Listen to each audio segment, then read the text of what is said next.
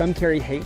We carry the largest trans pride flag to ever be flown in a national park and unfurled it on the side of El Cap to prove a point that trans is natural. The Trump administration and transphobes would love to have you believe that being trans is unnatural, but species that can transition sexes can be found on every continent and in every ocean on planet Earth. So call it a protest, call it a celebration. We are bringing elevation to liberation. They try to erase us from government websites and education systems and libraries.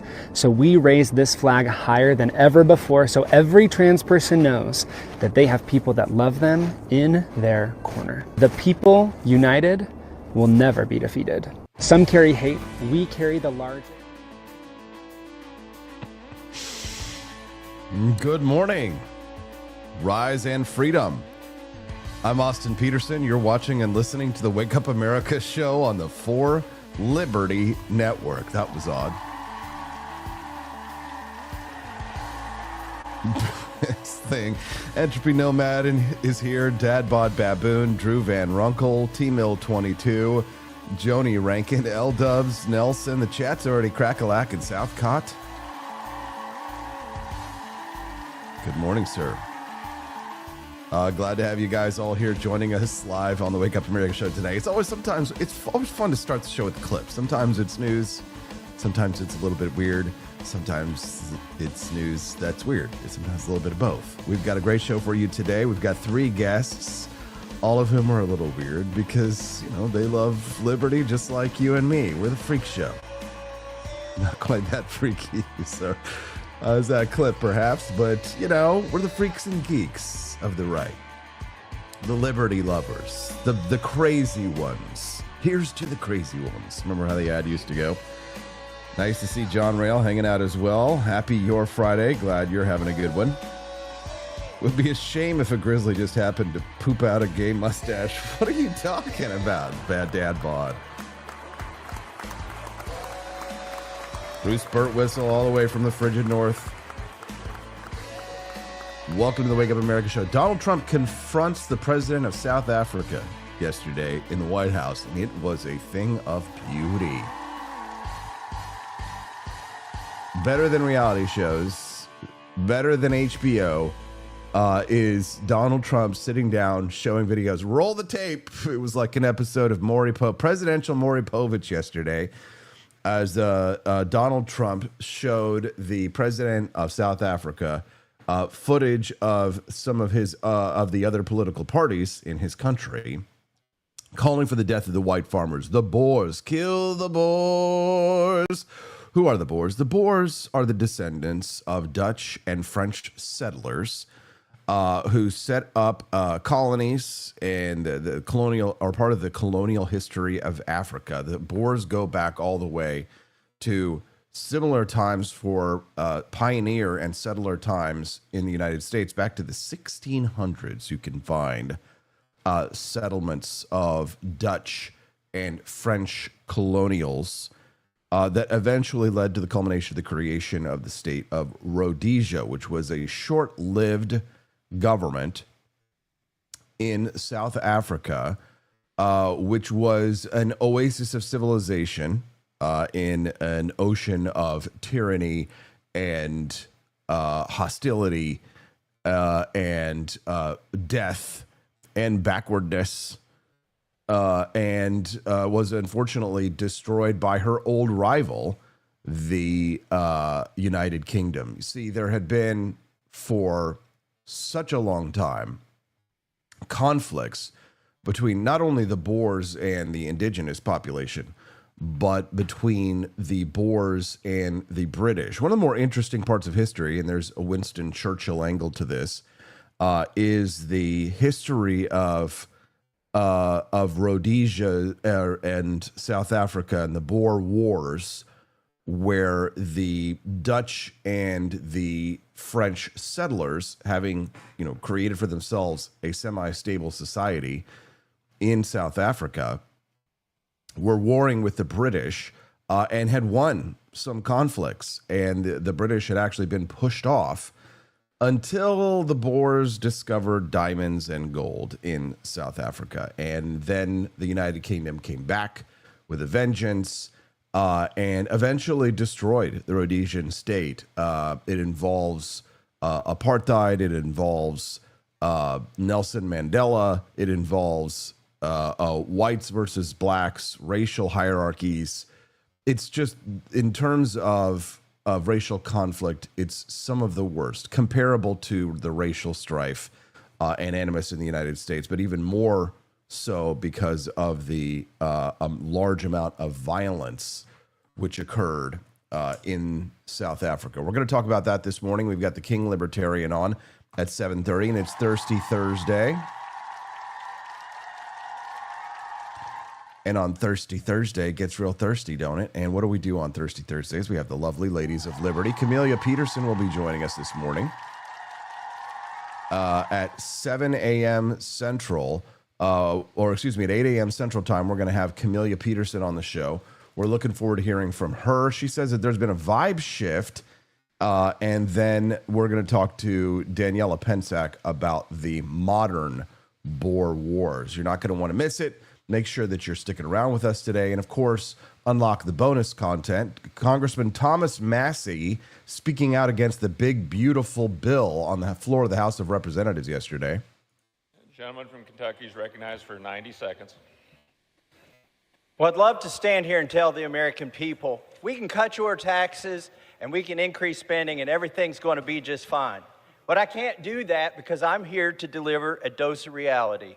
This bill dramatically increases deficits in the near term, but promises our government will be fiscally responsible 5 years from now. Where have we heard that before?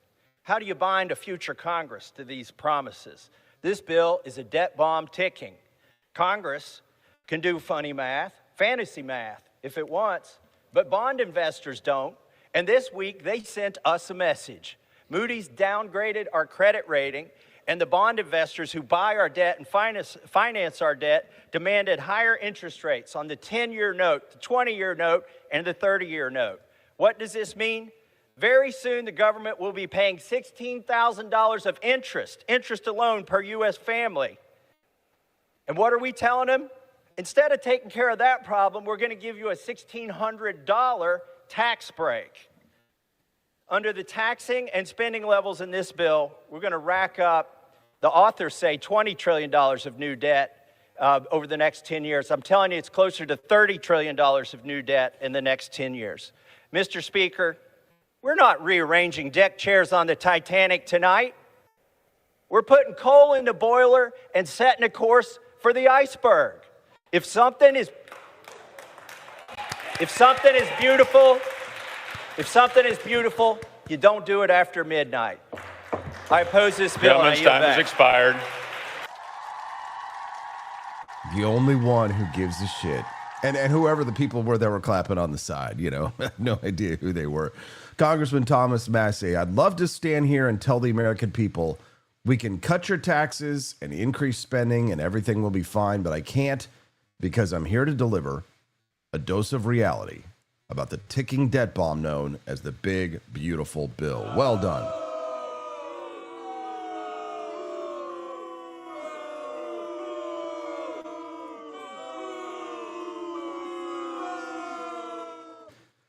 Love to hear your thoughts on this and more. You can send us a text at 573-319-1586. Again, the text lines are open at 573-319-1586. That's the text line, and that text line is open anytime, Monday, anytime you'd like to text us at 573-319-1586. Well, let's see.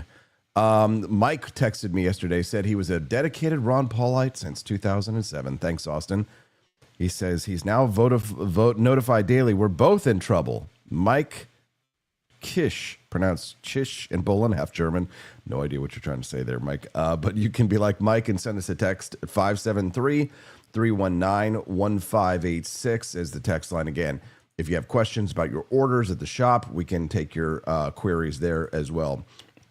Speaking of the Boer Wars and the Boer farmers, I thought this was an interesting video.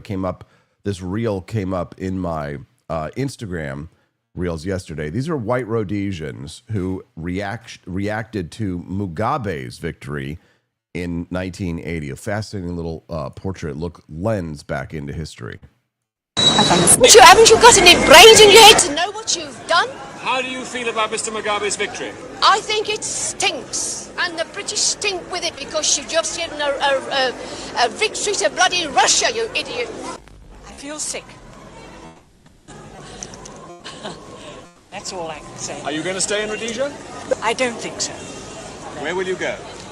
I go to Britain in spite of the weather. Go to Britain in spite of the weather.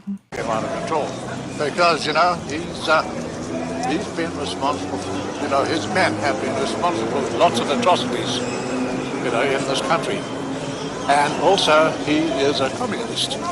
Well, I'm from. I remember when that used to be an insult that you'd throw around in the 1970s and 80s. This is 1980.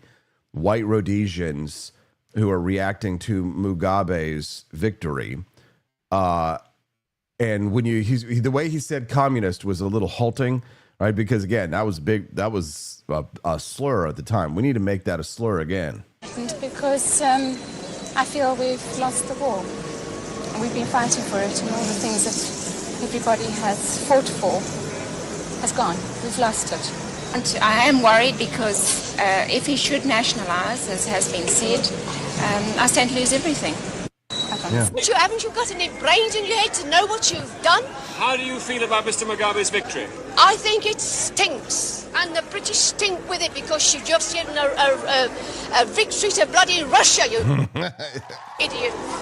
I love her. That lady's great. Do you guys want to unlock the bonus content today? Yes, let's do it.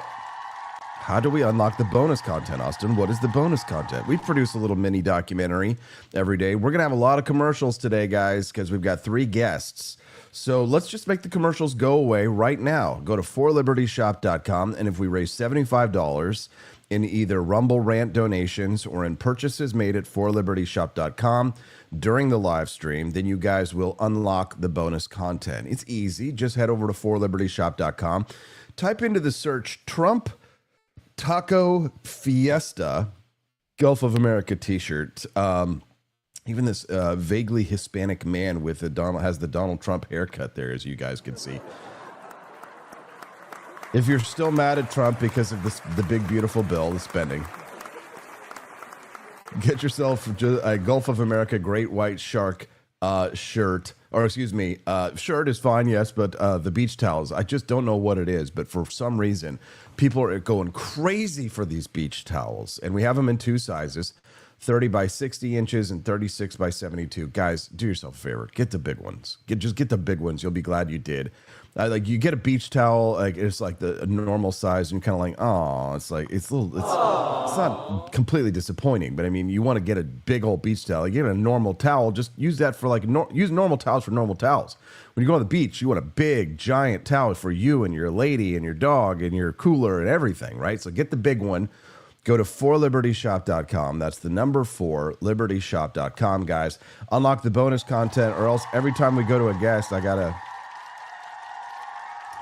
play commercials. I don't want to do that. Commercials are not quite as fun. My commercials are more fun than the average commercials, but still, do yourselves a favor, guys, and unlock that bonus content early and often by getting those Rumble Rant donations in right now, and then all will be well, and a manner of things will be well.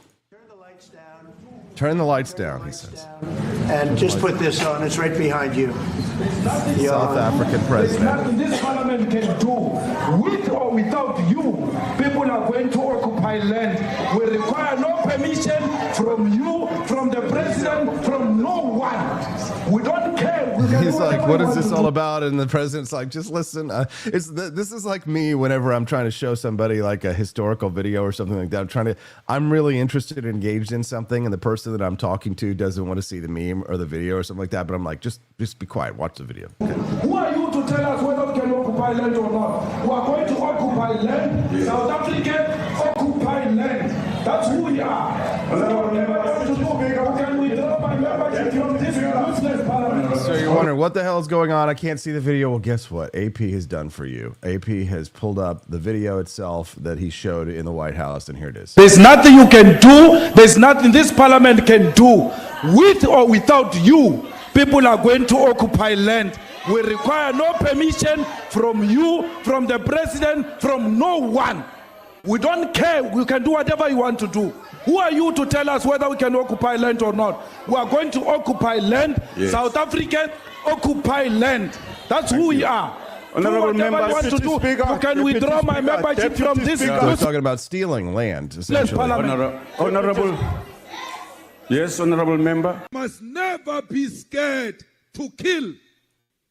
A revolution demands that at some point there must be killing, because the killing is part of a revolutionary act. Shoot to kill. Yamaza. Kill the poor, the farmer. Kill the poor, the farmer. Brr, pa. Pa. Brr, pa.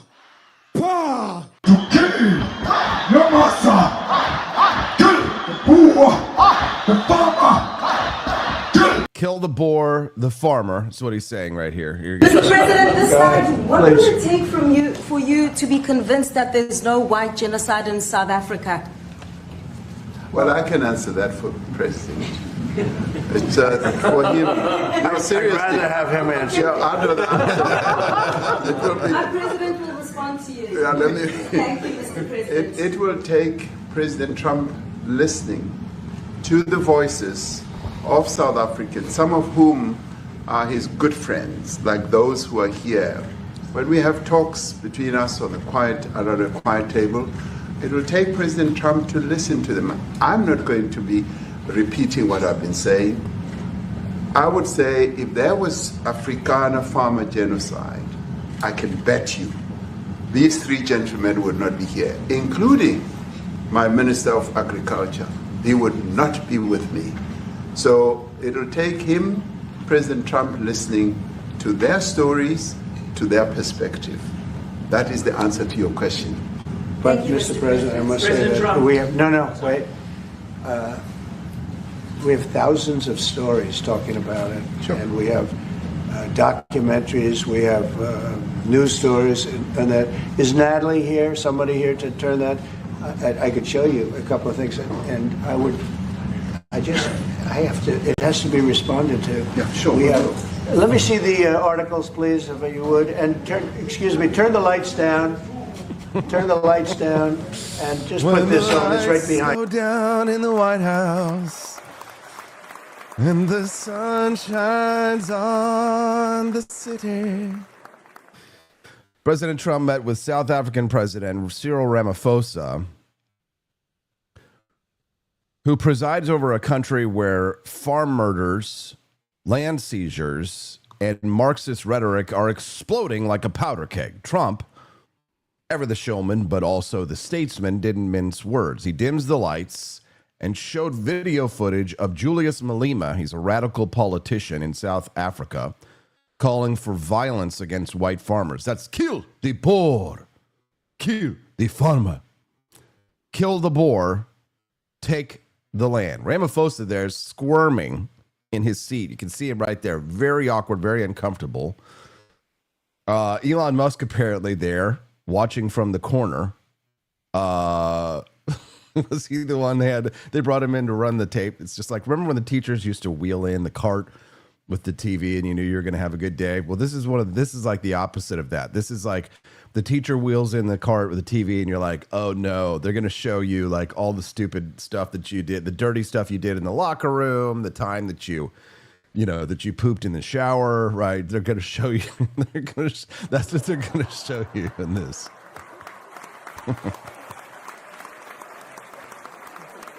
But the left says, oh, there's no genocide. More black people are killed in South Africa than white people. Yeah, in a country that's 80% black, that's statistically obvious. But here's the rub. White farmers are targeted. They're demonized. Political leaders call for their murder. Farms are raided. Families have been butchered. Children have been tortured. And the West, the same people who screamed about apartheid, are now dead silent about reverse apartheid. It was never about human rights. It was about oppression. And God bless Trump for not staying silent. He invited the Boers to come to America as refugees, and the first Afrikaner families have already arrived. Fast track, welcome, because under Trump, America is still a shining city under the hill, on a hill, under the hill, underhill. Especially when the world turns its back on those who dare to farm, own property, and live freely. Let me give you some hard numbers. According to AfriForum, over 2,000 farm attacks occurred between 2016 and 2023. Nearly 400 white farmers were murdered during that same period. Malima's party, the Kill the Boer, Kill the Farmer, they have called for the seizure of land without compensation, and they've marched with slogans like "One settler, one bullet." Now, this morning I was reading NBC News because I want to make sure I'm reading the fake news. I want to ensure that I'm being accurate. But NBC, the fake news this morning, says it's not a genocide. And by the way, the seizure of land, just so you know, it's just like how they do it here in the United States with eminent domain. Not that obviously we're big fans of eminent domain here. But I kid you not, NBC News is saying that Malema, the Kill the Boer guy, is called for the seizure of land without compensation. They're saying it's just eminent domain. But in the United States, we don't say kill Whitey and take his land, and that's eminent domain. That's not what it is at all, as a matter of fact. Speaking of murder, 2 Jewish Americans murdered yesterday on the streets of Washington, D.C.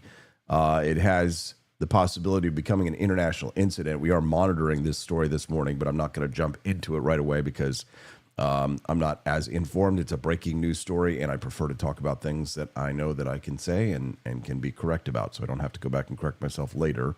It is a big news story. However, I just wanted to let you know why I'm not talking about it.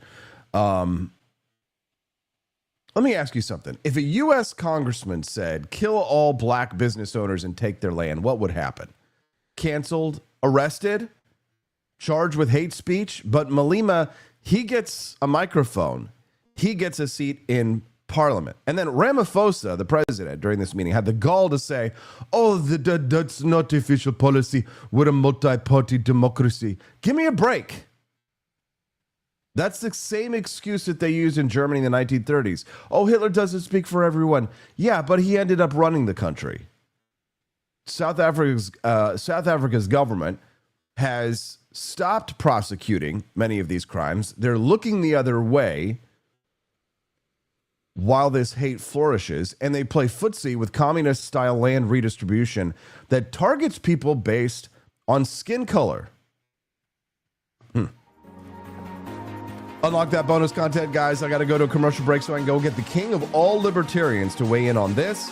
And what's the point of a bill that cuts taxes if it increases spending overall? Because at the end of the day, spending is the taxes. We'll be right back with King Libertarian on the Wake Up America show on the For Liberty Network. Let's unlock that bonus content, guys.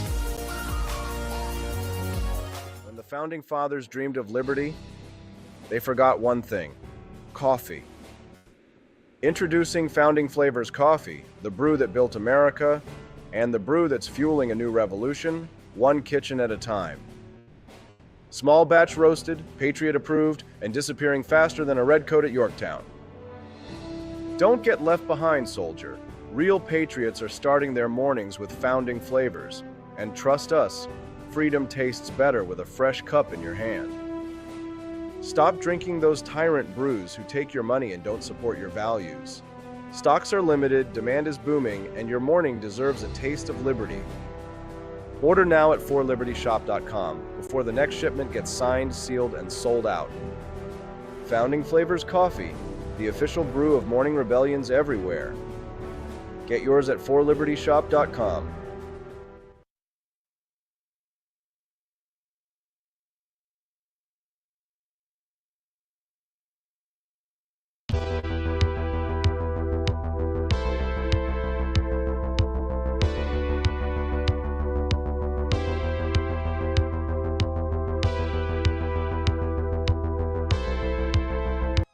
you tired of the strange radioactive effects of leftist culture? Do you ever wonder what happened to good old-fashioned American values? Well, fear no more, because there's a new force fighting back against the cultural rot of today. Introducing Culturama, a right-of-center talk show that's taking back the future today. Hosted by none other than blonde bombshell herself, Daniela Pensack. She's not just talking, she's taking culture back. With sharp takes, brilliant guests, and a few surprises along the way. Tune in to the live video podcast twice a week, because the future doesn't have to be weird. It can be Culturama. If there wasn't going to be somebody who was a fiery champion of liberty, somebody who would get out there and who would be aggressive, and if they wouldn't do it with more fire or passion than I had, then I would go and I would fight this battle for us. I've fought for the principles that we all share. Parties tend to be secondary to me. We're here because we believe in the principles of liberty. I am not a perfect messenger, but I think I'm a damn good one. This is a replica of our first president's flintlock pistol. You have my full support, my respect, and my gun.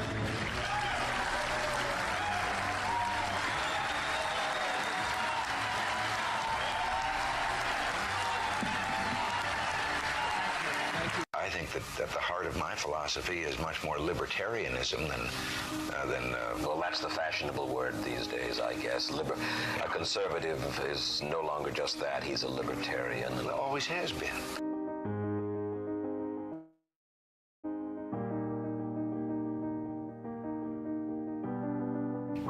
Yet any time you and I question the schemes of the do-gooders, we're denounced as being against their humanitarian goals. They say we're always against things, we're never for anything.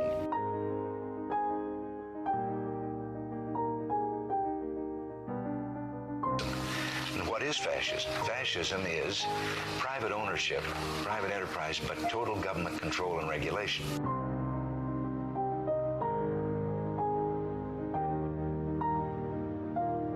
Well, the trouble with our liberal friends is not that they're ignorant.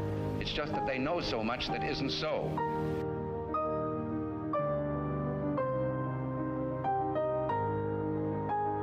If we lose freedom here, there's no place to escape to. This is the last stand on earth.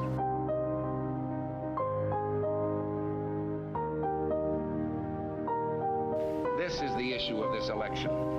Whether we believe in our capacity for self-government or whether we abandon the American Revolution and confess that a little intellectual elite in a far distant capital can plan our lives for us better than we can plan them ourselves.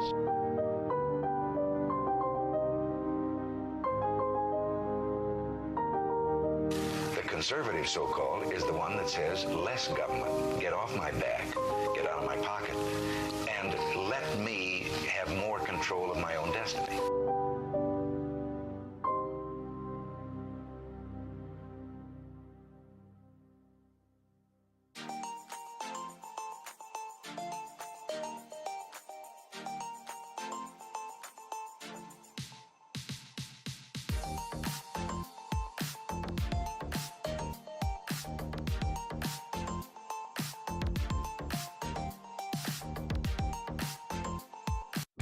Do you hate the deep state?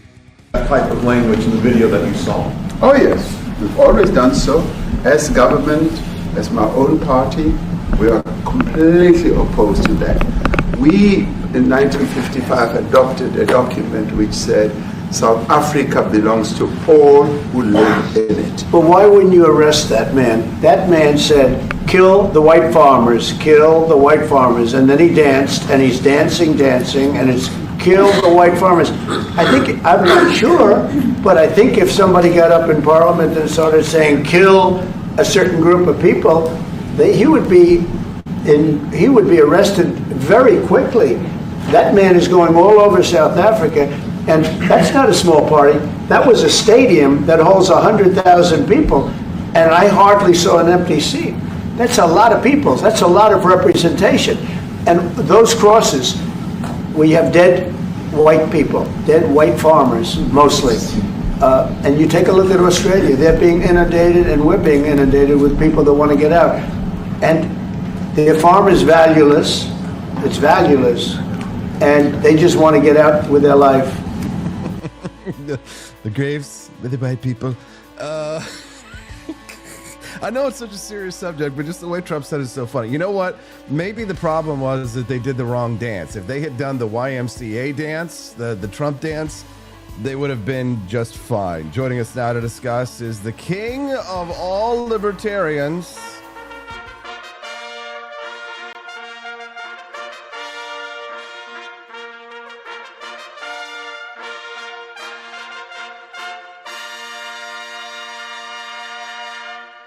Hello, Duke Austin. How are you this morning? How are you?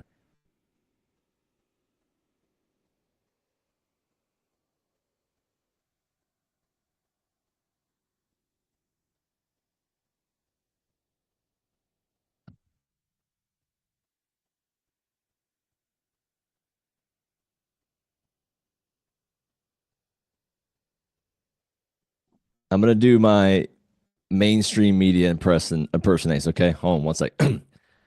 President Trump ambushed a black guy in the White House.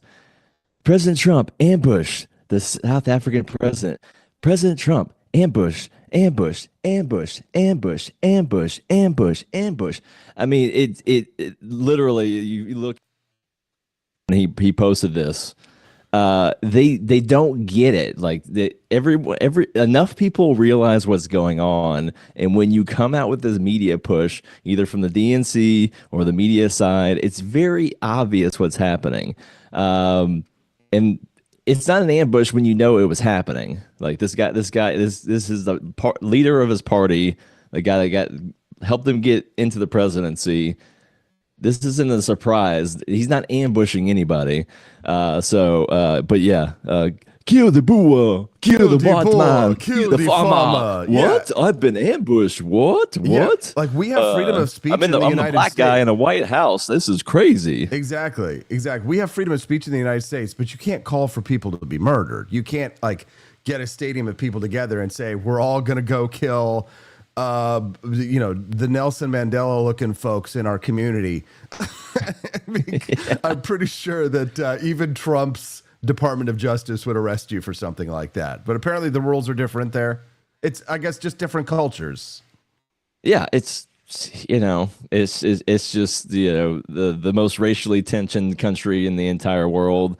Stadiums full of people calling for racial attacks. It's fine. Well, what do you think about the push to bring the Afrikaners to the United States? Because the Trump people, there is a little bit of hypocrisy there, because the Trump people have said, close the borders. It's enough immigration. We don't want anybody coming to the United States. We need to shut down immigration until we go find out what's going on.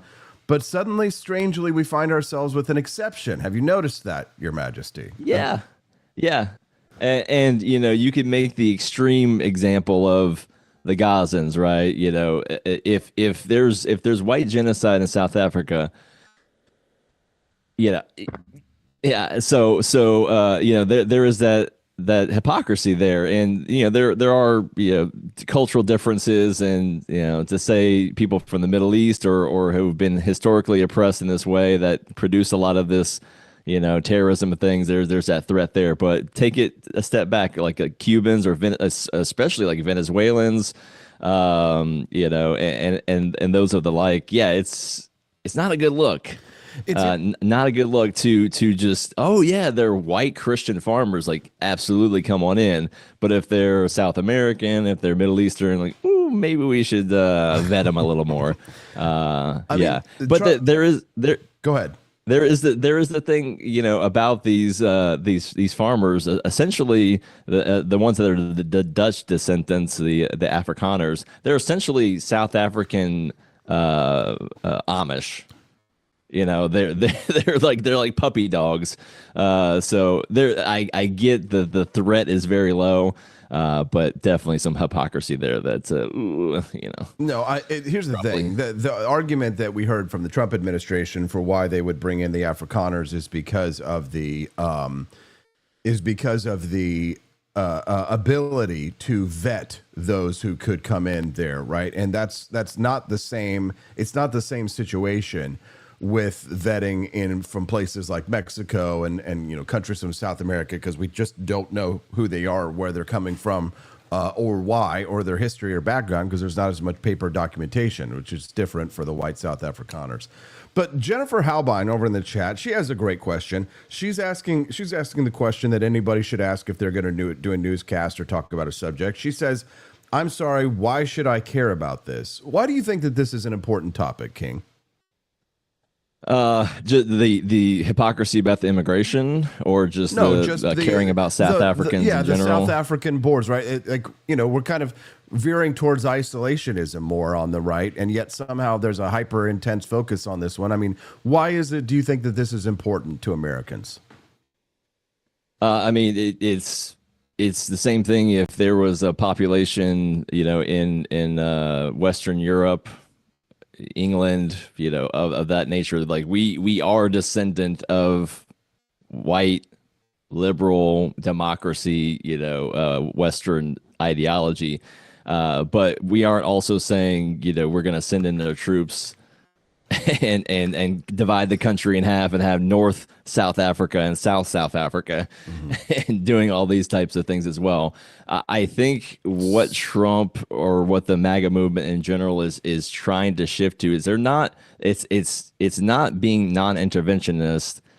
It's being non-interventionist in a military and a kinetic way, but still very involved culturally around the world, which I think actually is important. I think that actually aligns with libertarianism very well, as you project through economics and through diplomacy and through culture the values that you feel are best. So when advocating across the world, like in Qatar, waving American flags and playing God Bless America and bringing a plate of McDonald's to the Middle East, exporting our culture, exporting our economics, exporting our diplomacy, I actually think is necessary. I don't think we should be so isolationist where we just become North Korea and it's like we have ours and then everybody else can just do whatever you want. I think that putting pressure on countries culturally and exposing what's going on in those countries is actually very good. But in this case, we need to also make sure we're not being hypocrites, because that's just going to destroy the message. Agreed. And I think you've actually nailed down a really good point there, because I do think that the reason why it's important to Americans is because of shared cultural heritage.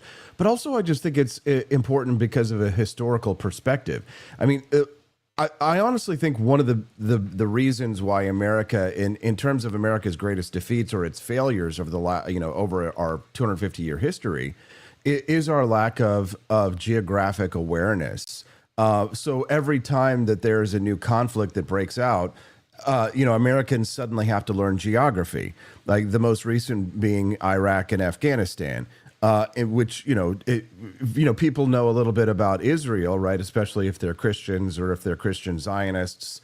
Fundamentalists in the Midwest would know a thing or two about Israel and parts of the Middle East. But as going outside of Israel, Syria, Lebanon, Jordan, to the extent to which there were terrorist attacks aimed at the United States from those countries, then Americans might have known. But nobody knew where Vietnam was until the Vietnam War, and nobody knew what Japan was in the United States. People didn't know Japan until Japan attacked us.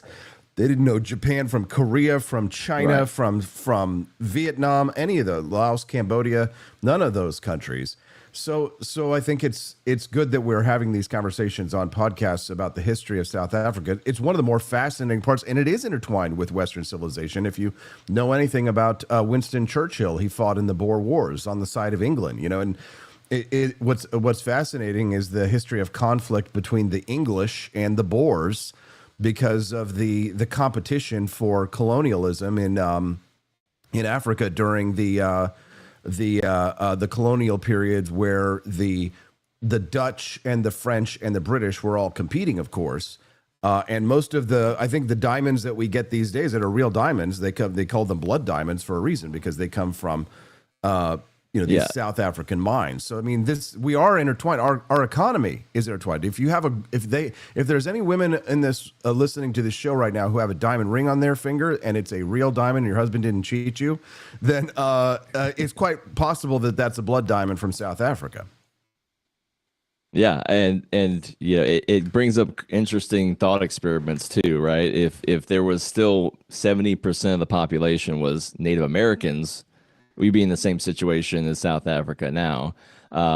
So it brings up some good things, and I didn't even know that even the white people in South Africa beef with each other. Like, the Dutch versus the English.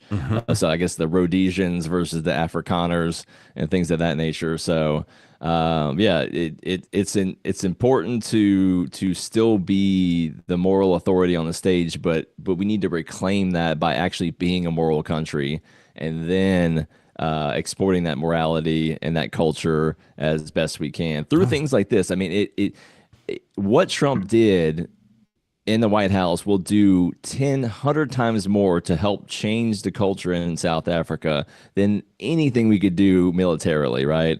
So this I think can be used as an example moving forward to try to influence countries in a nonviolent way by just exposing them. That's what he did. What was it, 4 or 5 months ago with Zelensky, and all the like. If you this whole ambush thing is just crazy. Like, you saw what he did to Zelensky, and you thought you were just going to walk in there, the king of the white countries, America, and walk out without talking about this problem that they have. There was no ambush. The media are the scum of the earth, and they're liars. They'll do they're liars, and it's weird. Yeah, they're liars. I mean, I read this morning the NBC News article about it, and they're talking about killing the Boers and taking their land, and NBC News reports, well, this is just like eminent domain in the United States. And trust me, I'm no eminent domain lover, but the government does compensate us when they steal our land, which, call it theft if you will. But it's not because we're white. It's because some local business owner has more money than me and can buy the local politician and steal my land for putting a road through it to their, Dick's Sports. Yeah, Kanye comes out with a song, everyone loses their mind, but a guy sings, this to a crowd of 100,000 people. Oh, that's just a historically cultural song. During apartheid, they would sing this as like I don't know, like they're Vietnam hippies, taking acid in Woodstock. Oh, it's just it's a song of freedom, and it's just historically what they would sing when they were trying to throw off their white oppressors. Here's the clip. Hold on. The question of land, the land of our forefathers and our foremothers, must return to our people without any fail and without any payment of compensation. And it must happen now. Boom. And that's the man that Trump was talking to, that they will take the land, and he says specifically, without compensation. They're thieves. Right. Yes. And as libertarians, we need to oppose this, with fervor, no matter what it is. For us, it doesn't necessarily matter the reason behind it. It is the state being used in this way, no matter what. Yeah. Even if it was, I want to build a highway through your lawn, or I'm an African and you're white and I hate you. It is the power of the monopoly of violence being wielded one way or another. It's the pendulum swinging the other way. Yeah. The apartheid was obviously horrible, and our segregation was not too much better. But yeah, this is predictable. That people that get into power after being oppressed by the government, they just use it to oppress other people instead of moving forward with society. So and this is why too, like with libertarians too. Yeah. Let's expose people. Let's shame them for being hypocrites. Exactly. But we can also do it in a way that makes sense and that can message to the average person and not autistically over everybody. Right. Well, you know, if you know what, if you want to make the libertarians artistically it's take that same methodology of thought processes that you've gathered there and apply it to Israel versus Palestine. And if you don't take the, you know, the prevailing attitude of the conflict between Israel and Gaza, then American libertarianism will and tell you, oh, we need to just stay out of it. It's none of our business. And you can't, why are you so interested? Why are you picking a side, et cetera, et cetera, et cetera.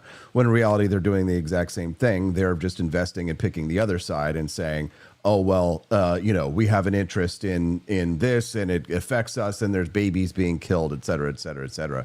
So it's absolutely correct for us to be able to weigh in and have a moral opinion about what's going on around the world. But libertarian is rampant. You're right. And it's that, you know, contra. If you're contra, I'm contra.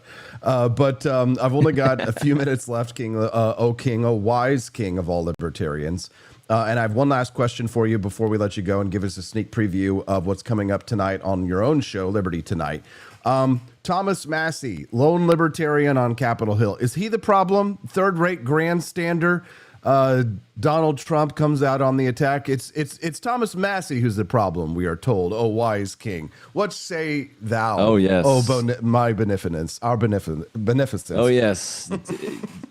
Join the MAGA cult or you shall be exported to South Africa, where you then will be killed for being on a farm. Ron Paul, we all know. He was known as Dr. No. Ron Paul would have said no to this as well.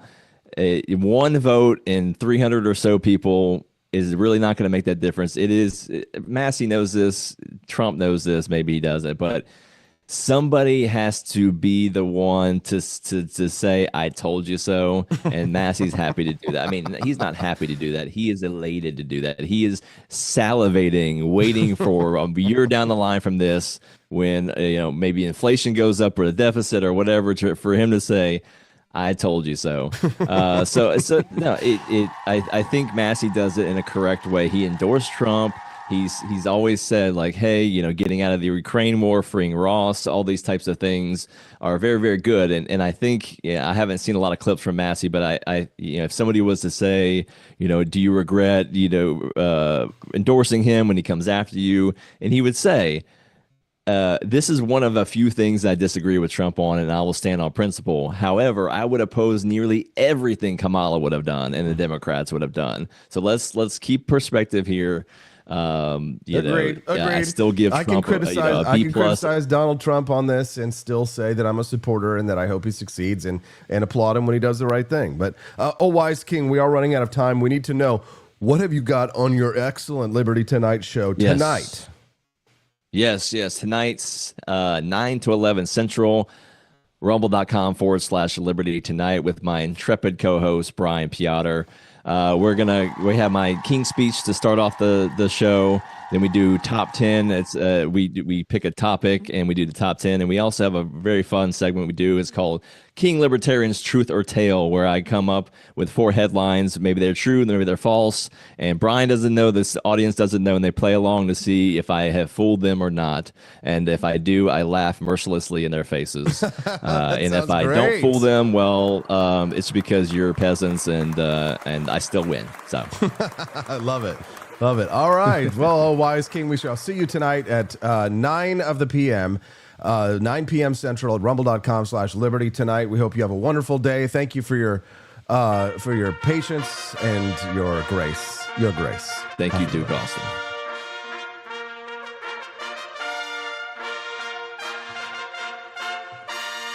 Yes. The king of all libertarians, thank you. We appreciate that he came and joined us here today. Hopefully, you will join us tonight for his show at 9 p.m. Central, rumble.com/Liberty Tonight. One more time. The bonus content is in danger today. If we do not hit the $75 total raised for the bonus content, it goes away forever. And I don't want today's mini documentary to go away forever, guys. Neither do you. You don't want to see it happen. Don't freak out. There's still time. All we have to do is raise $75 either in Rumble Rant donations or in purchases at forlibertyshop.com. That way also, instead of watching commercials, you get to watch the bonus content. And today's mini documentary is a doozy. Don't miss it. Drop a Rumble Rant to help us get to that $75 total, or go to forlibertyshop.com. That's the number 4, libertyshop.com. And when you do, make a purchase there of a Wake Up America Show product. We've got some Wake Up America Show mugs. Our top seller in the shop is our Founding Flavors coffee, specifically the Jeffersonian Java, number 1 seller. Available now at forlibertyshop.com.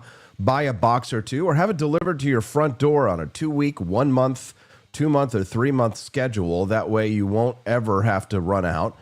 You can subscribe to our coffee club. Go to forlibertyshop.com. That's the number 4, libertyshop.com, and help to unlock that bonus content, guys, before the end of the show today. We don't want to lose out on that. That's how the Wake Up America show continues to grow. But I ask because do you feel like you're part of a new establishment that's being created?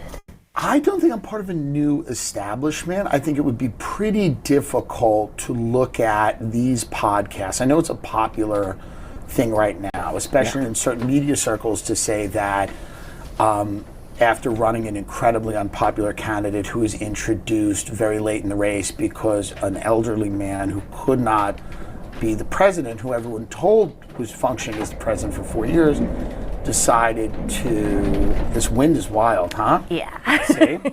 But this was a very specific circumstance in which Kamala Harris ran for the presidency. She was somewhat unpopular, and she was not a star in Democratic politics before this at all.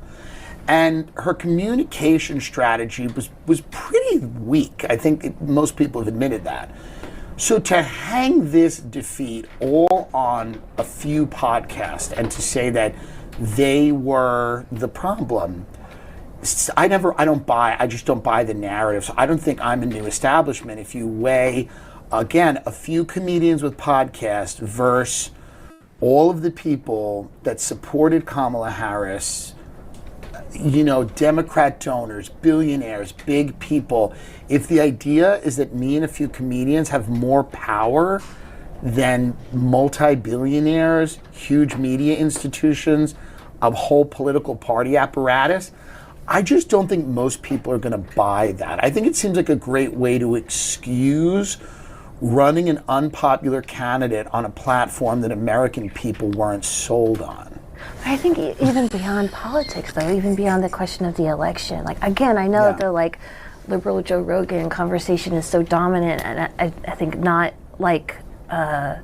nuanced enough, but there is power in a massive audience. There's absolutely power in a massive audience, but if you're saying that power is equal to the CIA or all of these other people that have been very critical of President Trump, right? Yeah. So the idea that the power that Theo Von has would be equal to the intelligence agencies or these massive legacy media institutions seems crazy. But you got way more audience than when you're saying we don't have power, we're not the CIA. Well, there's some gradations between that, and also I'm sure there's Well, just you use the word establishment. Yeah. I didn't say that we didn't have any power or that audiences weren't powerful. But when you use the term establishment, I think that's more than just having an audience. That's having an institutional component that I don't think we have. But I think legacy media does. I think the government and the intelligence communities do. I think Hollywood certainly does. And I think all of those people, all of those power factions have worked together for a very, very, very long time. I'm telling you, Hollywood doesn't have the power it used to have. I was just out there last week, and let me tell you, they are struggling. Remind me to tell you more about the movie business, guys, when I've got time and when I'm talking about the news. We got Camelia Peterson joining us live next. She says that the vibe has shifted in American politics. Good or bad? We'll talk about that when we get back. You got to watch the commercials because there's no bonus content yet.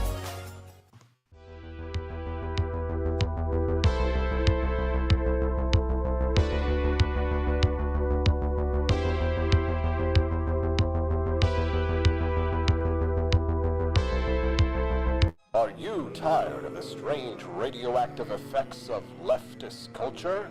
Do you ever wonder what happened to good old-fashioned American values? Well, fear no more, because there's a new force fighting back against the cultural rot of today. Introducing Culturama, a right-of-center talk show that's taking back the future today. Hosted by none other than blonde bombshell herself, Daniela Pensack. She's not just talking, she's taking culture back. With sharp takes, brilliant guests, and a few surprises along the way. Tune in to the live video podcast twice a week, because the future doesn't have to be weird. It can be Culturama. If there wasn't going to be somebody who was a fiery champion of liberty, somebody who would get out there and who would be aggressive, and if they wouldn't do it with more fire or passion than I had, then I would go and I would fight this battle for us. I've fought for the principles that we all share. Parties tend to be secondary to me. We're here because we believe in the principles of liberty. I am not a perfect messenger, but I think I'm a damn good one. This is a replica of our first president's flintlock pistol. You have my full support, my respect, and my gun.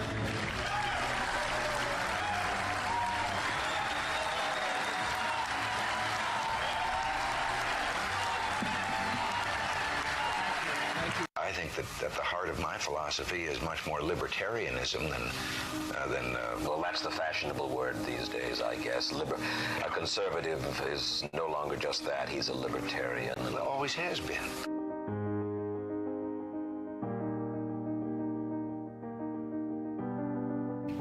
Yet any time you and I question the schemes of the do-gooders, we're denounced as being against their humanitarian goals. They say we're always against things, we're never for anything.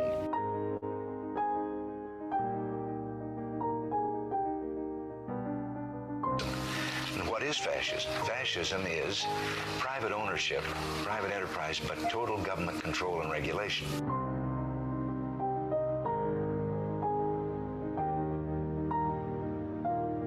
Well, the trouble with our liberal friends is not that they're ignorant. It's just that they know so much that isn't so.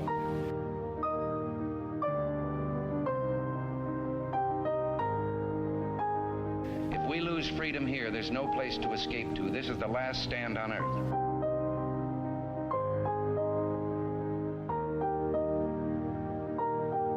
This is the issue of this election. Whether we believe in our capacity for self-government or whether we abandon the American Revolution and confess that a little intellectual elite in a far distant capital can plan our lives for us better than we can plan them ourselves.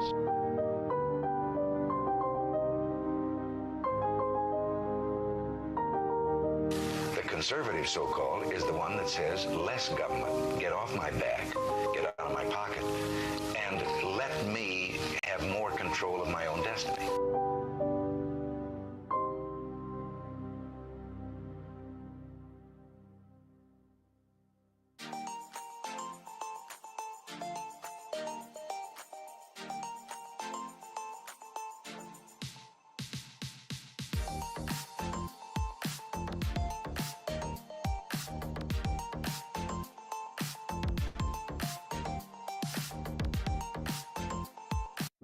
Do you hate the deep state?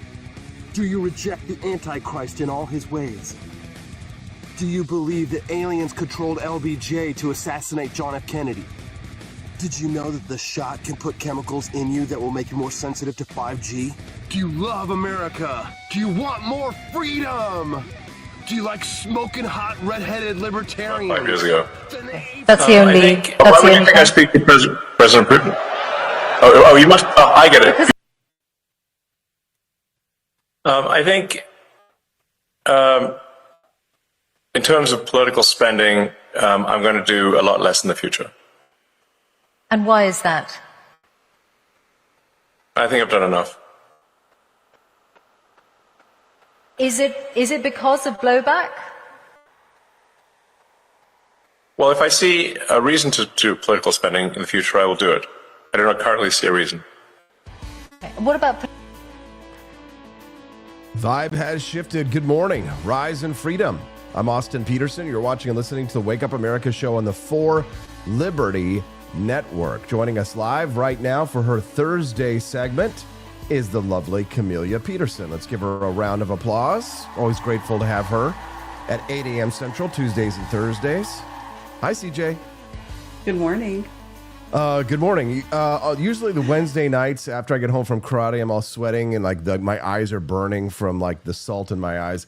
And I'm like texting you and I'm like, do you have any ideas? I'm like all beat up and sore and tired. I'm like, do you have any ideas? And like sometimes you're like, oh God, I forgot. But last night you had ideas, lots of ideas. You sent me a lot of things that you wanted to talk about today. You've got a lot on your mind.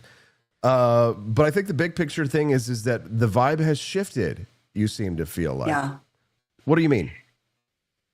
Well, I mean, it's, with the big, beautiful bill going through, and I think the expectations that people had that Republicans were going to come in, they have the House and the Senate and, the executive, and they're going to make some big changes, and Doge is going to come in and they're going to make all these cuts, and we're going to make those cuts permanent because we have the Congress, right? And so this is kind of like replay from how many years, 8 years ago now. And we know kind of what happened 8 years ago, but there's been, even with the big, beautiful bill, which includes some really important things, like it includes extending the tax cuts that were passed back in 2017 that were so vital to the success of the economy, that it was a very mixed bag. But you had a lot of our, conservative people who are pushing back against that because that there were some really important things in there, but then there was just also a lot of other junk, and there weren't enough cuts, and it wasn't that. So, I mean, like, there's just kind of this, I feel like this malaise coming on, and people are discouraged by what they're seeing coming out. And so there's the unity that you had, like, coming off of the election itself, things seem to be fracturing fairly quickly. It's a really sad thing to see because it feels as if as soon as the Liberation Day tariffs started, that was like the beginning of the vibe shift. Yes. Like everything just took a left turn after that. And it's no longer like, the country was kind of united for a little bit there, it felt like. But what is it about the tariffs? Because it's such an esoteric subject. But and it's the kind of thing that you and I nerd out and wear political shirts, and talk about our podcast and things on. But like, it's not necessarily usually the type of thing that would cause like animus amongst the American people. But it really felt like it spread out like across the whole country, didn't it?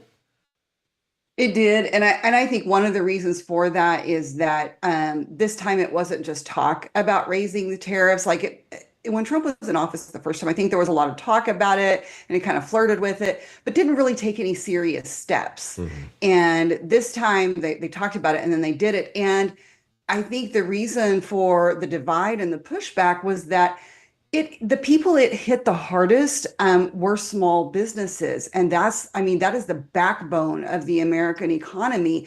And so, those small business owners, those are conservatives. So, it wasn't just this theoretical thing that this was going to, help the US and it was going to push back against China and all of the other benefits that it was going to bring manufacturing back home and blah, blah, blah, blah, blah, right?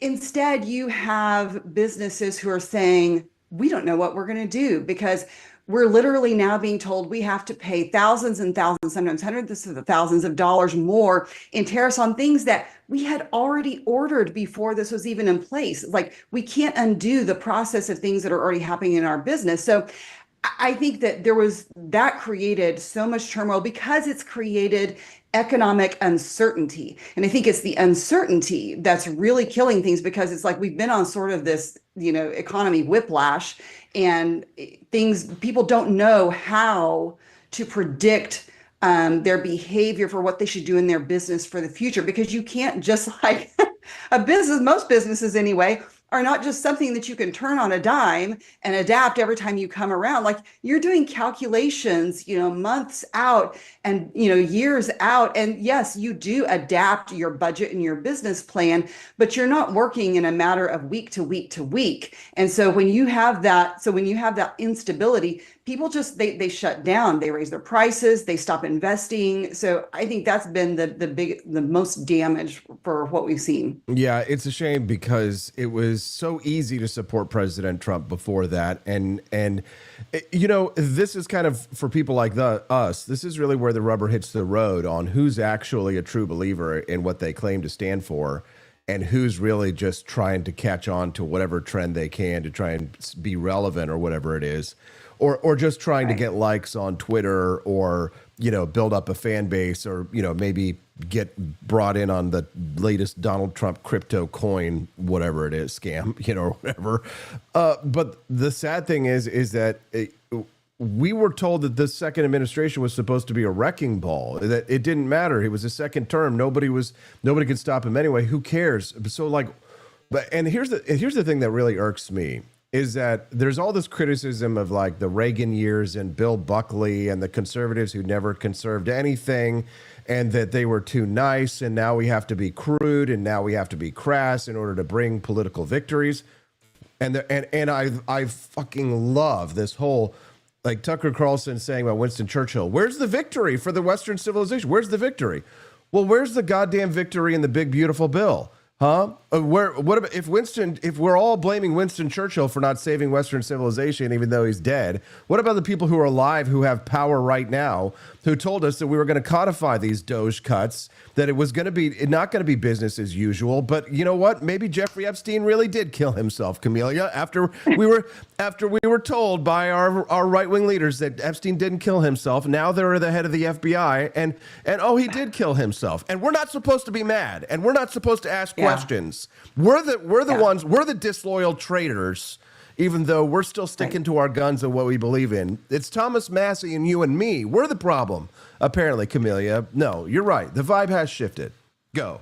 Yeah, well, and the thing is like, I think that, with all of the expectations and promises in the beginning, and then things start like falling apart, you have the binders with the Epstein files with the big non-release, right? And then you have, then you have people who've all the time said that, Epstein killed himself coming out and saying, well, he really did. I've seen the file. I've seen the file. He right? did, yeah. And so, I mean, so now I think a lot of people are starting to feel that they're being gaslit. Yeah. And when you talk about the wrecking ball, I think that coming in, there was so much happening, and I would say lots of good things happening. I mean, let's not say that nothing good has happened, because I think there have been a lot of good things that have happened. But part of the problem is that after a while, people start to recognize that the rhetoric that's getting put out as far as all these big, things and deportations and this, that, and the other that are evidence of the big, huge things happening.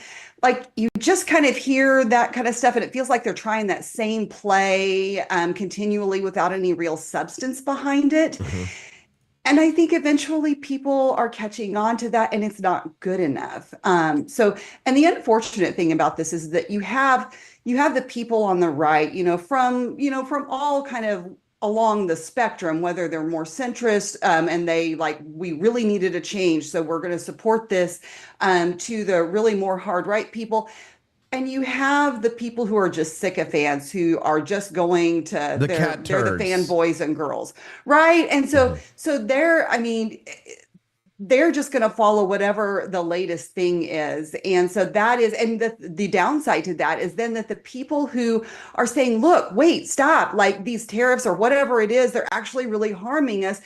Those other people are just horrible to these people who are actually doing the work of contributing to our economy. And you've experienced this, they're truly hateful, and there's zero sympathy for the people who are paying the price. And they're like, oh, well, you should have bought American anyway. And, it just sucks and it's going to hurt for a little while. And the translation is it hurts you. It doesn't hurt me. So I'm not going to holler about it yet. But they're stupid because it will hurt them.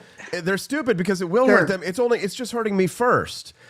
But now, guess who's going to suffer? Not me. I'm going to find a way to make you suffer. Just like everybody else, they're going to push the pain down the road. And then, and of course, I mean, listen, before the Trump tariffs kicked in, I said exactly, I posted on Twitter, so for posterity's sake, to go back and read, I said, here's what's going to happen. They're going to pass the tariffs. The pain is going to start. It's going to start with the business owners. It's going to go to the consumers. Walmart and Target are going to say that we're raising prices, but and even though we were told that China was going to pay the tariffs, no, actually, it's going to be us that pays the tariffs. And then what's going to happen? There's going to be bailouts because of the people who are going to be hurt, who are the favored constituencies. That's right. And guess what? What are we already talking about? We're going to bail out. Yeah. We're going to bail out the farmers. We're going to bail out these guys. The Cattlemen's Association, all the unions. Don't worry about it. All the big tech companies, they get exemptions, exactly. Right? I mean, yes, exactly. Kill the Boer. Kill the Boer, but kill the business man. And all the hateful Marxist rhetoric on the right is just disgusting. Yes. And I'm to hear like them adopting socialist talking points is just, it's unacceptable to me. It has to be expunged from the Republican Party, the right. It is anathema to American conservatism. And what we stand for, because it's socialism. But so the big beautiful bill passed early this morning by a very narrow margin, and it passed in the House, I should say. We'll see what happens in the Senate, and of course Thomas Massie is the. He was not the lone no vote. He was one of two. Warren Davidson was a no vote, and then the House Freedom Caucus president, whatever it is, Andy, I can't remember his last name, but anyway, he voted present. So the thing is that there's a lot of backlash there for someone like Thomas Massie and Warren Davidson, but I really think this is what I was telling you last night. It's like, where do you draw your line? Because everything is a trade-off, and we have some really important things in there, like the Tax Cut and Jobs Act, that were vital to be renewed and permanent because it would have caused real economic harm if they were not extended. And at what point, in order to get this done, like what part of the crap sandwich, like how much of that do you take in order to get the things that you need to get done across the finish line? What's acceptable loss here? Because the problem is like, we had that needed to get done, and it's getting done. But then you have all of these other things. And if you're not going to make more cuts, like we're all in favor of cutting more taxes. But if you're not going to make more cuts to go along with that, then yes, you're going to end up with an additional, $3 trillion in debt. And I'll be honest, like I am still like, I know a lot of people like the no tax on tips thing or whatever. I'm still not a fan of that. I think it's, I like when anybody gets a tax cut, but I think that's really unequally applied when you talk about low income workers and those entry level jobs and people who are lower middle class who need those jobs. But what happens to the lady working at Chick-fil-A or whatever, like there's lots of people who are in the same category socioeconomically that are not getting the same benefit now. Give it to all of them. And I don't know, there's give it to all of them. But I mean, well, I know, right. I'll take but the thing is like if you're gonna if it should apply, it should apply evenly, but I'm not gonna oppose anybody getting a tax cut. Camellia. Sure, but if they're going to do that, they've got to cut spending somewhere. They're not going to. We're just going to kick the can down the road so that Felicity will be the one who will suffer, unfortunately. Hazel, our daughters are going to be the ones who are going to suffer, not us. So the biggest news yesterday was Nancy Mace getting naked. Nancy Mace has been posting copious amounts of cleavage photos, lots and lots of cleavage photos. She's really in on the game. I don't know if she's had like breast augmentation done, and people might say, why are you talking about this, all this stuff? Well, I wouldn't make it an issue if they wouldn't make it an issue, right? But when you say I'm going to show my naked body in a congressional hearing, and you like to talk about like your sex life or lack thereof with your ex-husband, and that's kind of a focal point of your person, of who you are, is your sexuality, which is what Nancy Mace seems to be making a portion of her campaigning is about sexuality. Is it fair to say that this is a consequence of the 19th Amendment, right? Have we made a mistake having women in politics, Camellia? I think maybe even you yourself are starting to question whether or not it was a good idea. I mean, I think that we could probably could probably apply some of the root causes of this to someone like Matt Gaetz too, to be honest. Like ex-fiance, she wasn't married. Thank you, JJ4884. So, right. Well, and here's the funny thing is, I do remember when that whole prayer breakfast thing happened. And at the time, like that was in Nancy Mace's like freedom, fighter era. And she was doing a lot of good things. And people are like, oh, Nancy Mace, especially in the Liberty movement, were like, Nancy Mace is great. She was back then. And so when she said, well, I know. And so when she said that there was a little more latitude, they're like, it's really not that big of a deal. She's just being kind of real, right?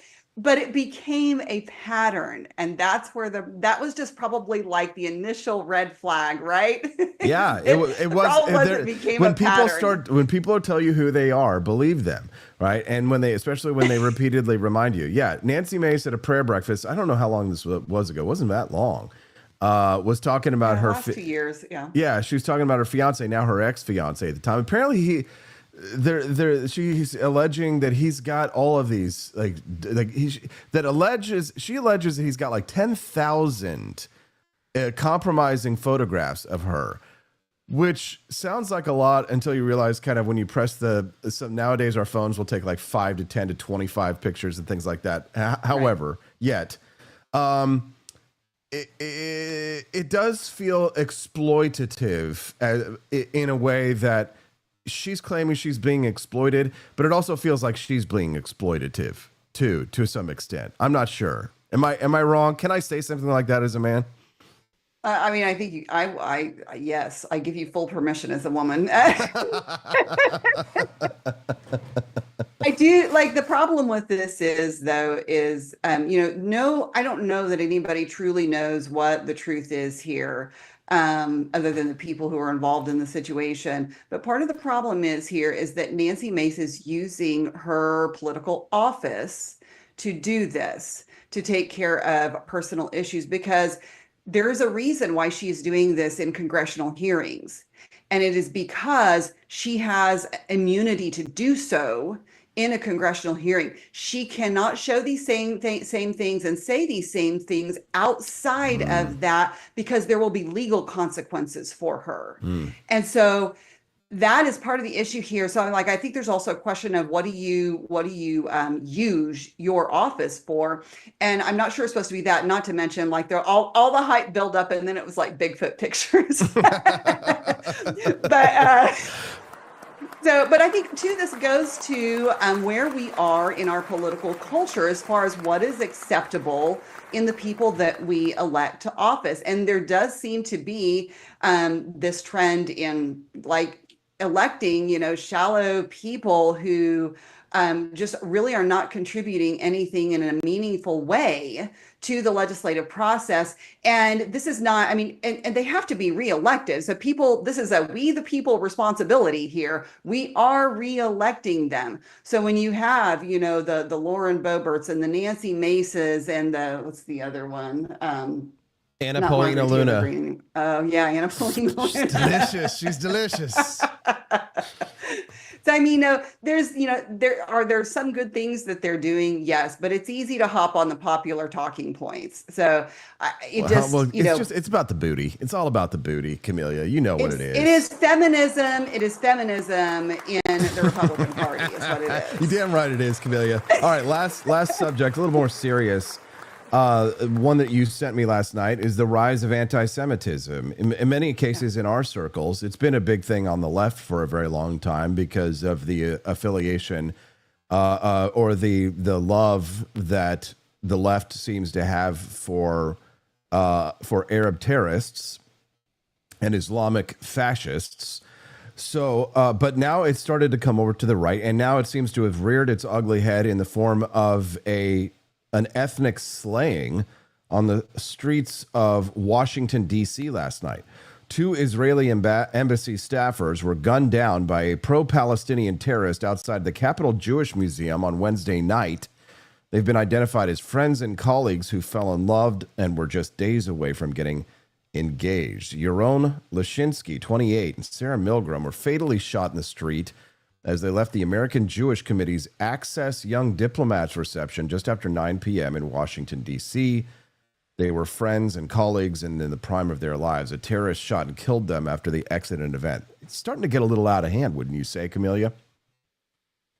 I think so. And I'm not one to say that every single thing that happens, I'm not one to really paint with a broad brush, but I think the trend in this is concerning. And it feels like that a lot of people on the right have jumped the shark. And this is not just people on the right? The shooter was probably not someone we would say was on the right. I mean, I don't think that that's necessarily Right, but you and I were having this conversation last night before we found out about this news about the rise of anti-Semitism on the right. Right. So, and particularly, this seems to be a thing among young men. And so young high school, college age young men. And that's been, like Nick Fuentes and his ilk, they seem to be like kind of far off in a small, insignificant number or whatever. I'm like, the people I know are not like that. Right. There's nobody who shows up at Republican Party meetings that are like that. Yeah. Well, that you know of. So here's the unfortunate reality is like, I think they talk about it in circles that they feel safe to do so in. But the truth is like, even here with young men that I know and like, and I think are doing good things, in conservative circles, they are falling prey to this, this way of thinking. And I don't know how to account for that. I don't understand that. And I don't know if it is more on the religious end of things, or if it is more political. They're diving into all of these, conspiracy theory rabbit holes. I'm not sure how to account for that, but I think, but it does seem to be, I'm a little more concerned now than I was, I guess, when I realized that it's closer to home and it seems to be gaining a foothold. Well, it's like the experts blew it with COVID-19. And then all of a sudden, everybody was like, all right, well, now since we can't trust the experts, who should we trust? Well, we're going to dive into conspiracy theories and trust, Uncle Ned, with his, flip phone, getting on Facebook.com, and his theory is going to be the one that's going to be the mainstream. And listen, I'm a great lover of conspiracy theories from the sense of I love to investigate them and find out separate what's fact from what's fiction. But the conspiracy mindset, eventually what I've noticed is that every conspiracy theory eventually turns anti-Semitic, because they'll find like a Jewish link to whatever it is. And the bigger like a conspiracy is, of course, the more likely you're going to find a Jewish person in it. So, right. So or at least there will be pointed at and named. And, like one of the bigger ones that I hear now, for example, is like the slave ships that brought over the black Africans to the United States were run by Jews. And I was like, that's interesting. I want to look that up. And it's like, wait a minute. It's like 16% of all of them were Jews. The rest of them were our ancestors, Whitey, who were bringing blacks over right in the triangle trade. And it's like, eventually every conspiracy theory turns anti-Semitic. But the funny thing is that, the mainstream narrative on this, or at least not the mainstream, but like the narrative that's existing on this about like, what about the USS Liberty and AIPAC and all of this Jewish influence in the United States? The actual opposite is true when it comes to the amount of influence that we're receiving from the Arab nations in countries like Qatar, with billions of dollars, millions of dollars coming in from Russia. How many right-wing conservative influencers were revealed just 2 years ago? We're getting hundreds of thousands of dollars. Tim Pool, Dave Rubin, Benny Johnson, all taking boodles and boodles of cash from America's avowed and stated enemies. Qatar, we don't even know if they didn't play a part in 9/11. They probably did, right? Saudi nationals were the ones who hijacked the planes, and yet we're best friends with them. But oh no, Israel is the enemy. So I mean, it's the conspiracy, and in some of it is an intelligence agency, because enemies of Israel, they're operating here in the United States as well to propagandize. They're absolutely going to do bot farms to support the Groypers and Candace Owens and all these people in order to advance their own national interests. It is a problem on the right. I'm running out of time, Camelia. Is there anything else that you want to say on this or any other subject before we let you go? Because I got to get Daniela. Yes, I would just say that on that, the truly unfortunate thing about this is that we're in the extremes. There's where there is nuance in the middle ground in that, yes, that we should not be throwing, billions of dollars at Israel because they can handle their own things. We need to let them handle their own country and their own conflicts.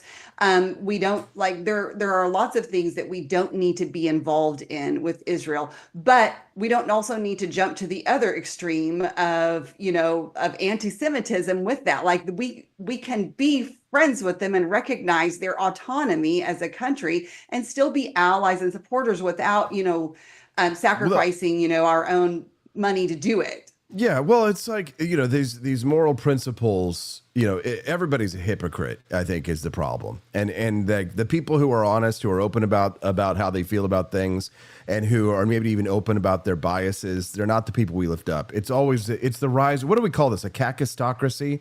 A rise of them, or what do you call it we're not being ruled over by the lesser. We're being ruled over by the retarded. What do you call it? Idiocracy? Is that what it is, I guess? Yeah, that's probably best one. Camellia Peterson. Follow her at Rare Camellia. It's always a great conversation, CJ. Maybe we'll do something more uplifting next time. Yeah, maybe. Appreciate you. We'll be right back. We'll see you next week. Have a good one. It is important to learn to recognize abuse and manipulation. Now, there's actually a type of manipulation called gaslighting. And what gaslighting is, it comes from a 1944 film called Gaslight, starring Ingrid Bergman. And it's about a woman who is manipulated by her husband into believing that she is going crazy.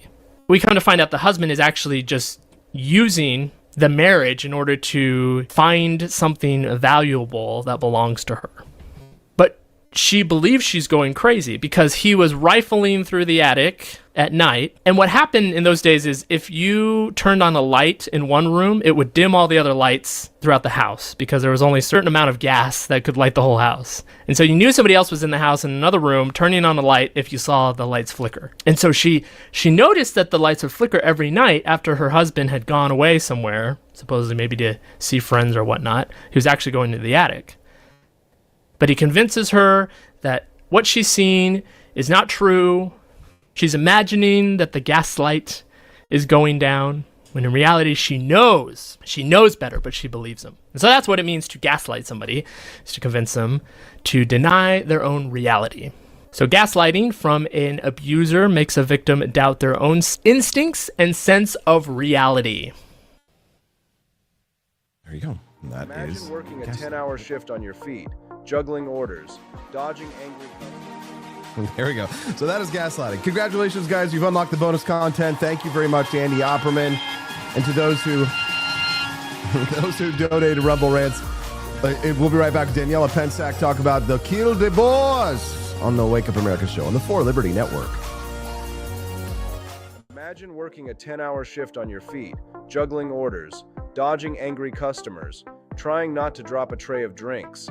And at the end of the night, after smiling through clenched teeth for every "I'll tip you on the app" promise, you finally pocket some tip money. You earned it, you served, you smiled, you grinded. And then the IRS shows up like a raccoon in your wallet and says, "Hey, we noticed someone appreciated your hard work. We'll be taking 20% of that, thanks." But finally, there's a sliver of sanity breaking through the fog. The No Tax on Tips Act. Yes, Congress is doing something that actually makes sense. Miracles do happen. This bill passed the Senate unanimously. That means even the career swamp creatures couldn't find a way to screw this up. It says that up to $25,000 in tips earned by service workers shouldn't be taxed by the federal government. That's right. The money you were handed voluntarily by a customer because you did a good job, you might actually get to keep it. Wild concept. Now, I know what you're thinking.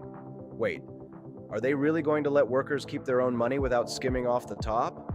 Who got drunk and accidentally voted for freedom? Well, don't get too excited. This is Washington after all, and nothing is ever pure. The bill is wrapped in qualifiers. It only applies to workers in traditionally tipped industries. It only applies to employees, not independent contractors. And it only applies if you're making less than $160,000 a year. Sorry, high-rolling Vegas blackjack dealers, you still get taxed like a criminal. But for your average waitress, barback, hairstylist, or pizza delivery guy scraping together a living $3 tip at a time, this matters. For once, the government is admitting that maybe it doesn't need a cut of your thank you money. Of course, politicians are lining up to take credit. Trump promised it on the campaign trail. Ted Cruz is calling it pro-worker populism. Democrats are smiling for the cameras like they invented gratuity. But let's be clear, this isn't generosity. This is a hostage negotiator returning one of your fingers and expecting applause. And let's not pretend this is about principle. If it were, they'd be asking why we tax any income to begin with. They'd be asking how a government that can't even balance its own budget feels entitled to a slice of yours. They'd be asking why waiters have to report their tips like they're laundering money, while bureaucrats rack up bonuses for failing at their jobs. But no, we're not there yet. This isn't principle. This is politics. It's populism with a calculator. It's a shiny object tossed to workers right before the election so both parties can say, "See, we care." Meanwhile, the IRS is still a digital thug for the administrative state, and Washington still spends like a teenager with a stolen credit card. This tip exemption? It's a teaspoon of liberty in an ocean of theft. And of course, there are people warning about unintended consequences. The same geniuses who thought paying people not to work during COVID wouldn't wreck the labor market are now clutching their pearls over the idea that bartenders might actually get to keep their earnings. The audacity. They say this might cause wage manipulation, that employers will use it to avoid raising base pay, that people will start gaming the system, trying to reclassify wages as tips. Oh no, you mean Americans might try to avoid taxes? Shocking. Next, you'll tell me they're trying to avoid gas station sushi. Look, if the IRS didn't treat every dollar like contraband, maybe people wouldn't have to play tax gymnastics to hold on to what they've earned. But in a system built on punishing productivity, people are going to do what they can to survive. And this bill, as flawed and limited as it is, at least acknowledges the fundamental truth we scream from the rooftops: your labor belongs to you. The government didn't earn your tip. They didn't pour the coffee or haul the luggage. You did. They're lucky you let them have anything at all. So yes, I'm thrilled that service workers might get a break. But don't let the politicians fool you. They didn't suddenly discover fiscal morality. They found a politically safe way to buy a little goodwill without actually cutting spending or fixing the tax code. They're still setting the house on fire. They just let you keep your wallet on the way out. But I'll say this, if Congress is now open to the idea that some income shouldn't be taxed, let's push the conversation forward. How about all tips? How about all income? How about a government that lives within its means instead of strip mining yours? Until then, at least one thing's still safe: the merch at forlibertyshop.com. We can't stop the taxes from going out, but we'll take care of the shipping costs for you. Unapologetic, liberty-minded gear you can wear proudly. And yes, still afford without needing a congressional exemption. See you next time. Shoot to kill, no mercy. Kill the poor, the farmer. Kill the poor, the farmer. Brr, pa, pa, brr, pa, pa. Attention. What? No Sig Heil? No Heil Hitler there? Well, good morning. Rise in freedom. I'm Austin Peterson. You're watching and listening to the Wake Up America show on the For Liberty Network. That was Julius Malema addressing a rally of tens to what could be 100,000 people at a rally saying, "Kill the poor, the farmer." The South Afrikaners who were brought to the United States recently as a way to avoid what NBC would say is not a white genocide, despite Donald Trump meeting with the president of South Africa yesterday, showing him videos like these and explicitly calling it a white genocide. Joining us now to discuss this is the very white Daniela Pensac joining us live. Actually, I don't know. Do we count Russians? What really is what? Are Slavic people white? Somebody, yes, exactly. Somebody said, Daniela, I think it's Jeremy Kaufman. He says, "What's your favorite non-white majority country?" And I said, Italians in Italy. Italy. Yeah. That's the question, right? Are Mediterraneans white? And once that's going to be accepted by the mainstream, then it's going to spread to Slavic people. I'm very much aware of that. I'm like Slavs are next out, in line. Italians are out, and you know what? Surprisingly enough, Irish out. This is true, and they're probably the most whitest people out there. But Daniela, thanks so much for joining us. It's nice to talk to you again. It's been a little while. Been a while. The Boer. Why is it important? Why is this? Why are we talking about 38 people being brought to the United States from South Africa? Why is this a news story? yeah, absolutely. Well, this genocide has been happening for quite a while, and what seems to be the case for most of mainstream media, whether that's America or worldwide, is that they're trying to deny that this genocide exists and that it's happening, and that land dispossession is happening for Afrikaners or the Boers from South Africa. So Cyril, the president of South Africa, did visit our president the other day, and I'm sure you've talked about it on your show already, but Donald Trump had what the media says ambushed him with discredited information about the fact that this genocide is occurring. And I feel like Trump was pushed, or he felt inclined to do this because of the fact that the leader of South Africa and many leaders and officials from that country are denying the fact that this is even happening. And so he showed him images of what Trump described as mass graves. I didn't see the images myself. I had heard there was images floating around on Twitter, but when I was scouring mainstream news, Austin, for more information on this story, because I had just sent you that tweet, but when I was reading more articles on this, it was very difficult to find even the images or any article that really, I think, described the fact of the situation. They said that Trump had ambushed him. All this was discredited, but the fact of the matter is that this genocide is happening, and a lot of people have been talking about it for quite some time, but mainstream media is trying to suppress this information, which is very concerning, considering that this is affecting real people and real families. And what's utmost concerning about this is that the only reason why they don't want to talk about it, it seems like, is that these people are white.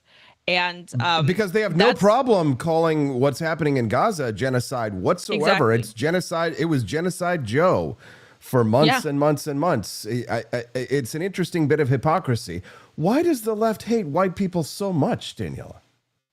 Well, this has been a narrative for quite some time, Austin. It first started, I think, in the higher academic institutions. I've attended college, especially in the social sciences, so I'm quite aware that they teach this. And they really beat it into the students' head that white people are almost, I would even say, they argue that we embody, the colonial spirit. If you just happen to have white skin, and if you live in the West or anywhere, actually, because South Africa is not technically part of the West, right? But if you live anywhere, you are just naturally a colonizer and an oppressor. And so they've conflated rather white people with this villain. So it's impossible, and I've talked about this on my show already a few times, it's impossible to describe a white person as a victim in any situation at this point. And I think that this has been taught to the American and taught to Europeans, especially all throughout history, especially the last two world wars. I think that they've been pushing this narrative that white people are just evil and, they are colonizers. And so it's difficult to separate the two. And so when you address this situation in mainstream media, because mainstream media has, absorbed all of this, this rhetoric, they can't make that distinction, and they can't say that, well, white people are colonizers in most respects, but they can also be victims. They could even say that, but they won't. They're unable to, because this is, a leftist, I would even say it's a communist almost rhetoric that has been pushed for quite some time. And I think the ultimate end is violence, and we're seeing that in South Africa, and it could spread throughout the rest of the world if we're not careful. What's been a fascinating phenomenon is that Jewish people who didn't think that they were white up until recently discovered that they were, with the massive rise in anti-Semitism from leftist college student protesters, so much so that their calls to violence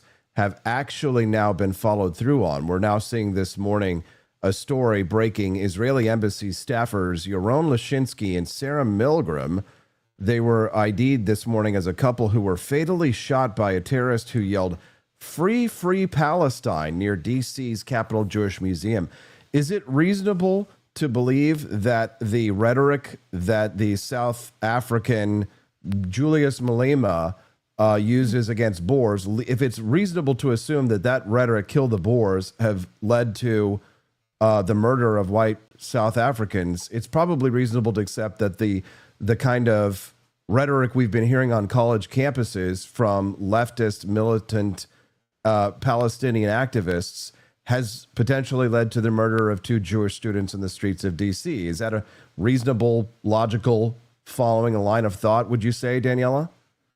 Oh, yes, absolutely. And this is what leftism essentially is, Austin, is that it seems like it always ends towards militantism, where, leftists, liberals, I would even say it's necessarily the same because liberals are so, within the middle line now at this point. But liberalism, progressivism, leftism, it all seems to lead to the same end here. And we're seeing it across the world in other nations already happening, but it's going to start happening here. And we've, as you just described, see it, is that it always ends in violence. And that's what really they end up doing. They want to tear apart, first of all, mores and norms and social norms. That's what they start with at first. And they try to indoctrinate us with that information.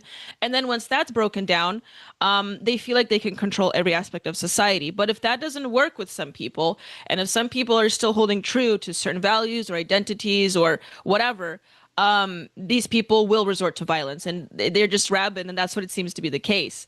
It's very scary. It's quite unfortunate, and this is what leftism or far leftism is that it is violent and it is destructive, and it's very important that we identify that now, especially within our own country, before it's too late. And it seems like we're already reaching that point with that murder that just happened. But I really hope that Americans start waking up to this, and it's quite obvious because we've only accepted. You said it's 38, about 50 people or so. I heard the number fluctuates back and forth, but let's just say up to 50 people at most, generous. We've only accepted up to 50 people from this country where they are actively facing genocide, aggression from their own government, and the mainstream media, Democrats, leftists are losing their mind over this, while we have been accepting well over 1 million of people from other third world nations with cultures that are not compatible with their own and haven't even blinked an eye and haven't questioned it. So